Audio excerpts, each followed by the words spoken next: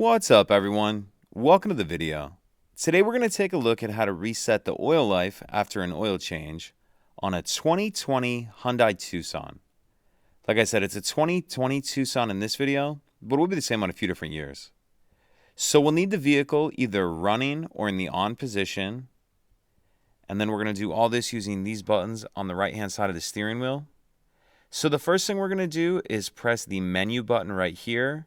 And depending on what screen you're starting from, you'll need to press that menu button until we get over to the user settings. It's that one that looks like a little gear. Once we're on this screen, we're going to use this button to scroll down. And keep scrolling down until we get to service interval.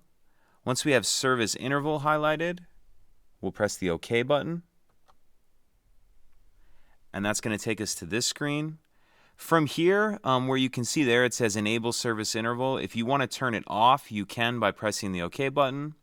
But we're going to take a look at how to reset it. So once we're on this screen, we'll use this button to scroll down until we have Reset highlighted. Then press OK. And then it's just asking, do you want to reset the time and distance? And yes is highlighted there, so we'll press OK. And it's been reset. If you have any questions, please let me know.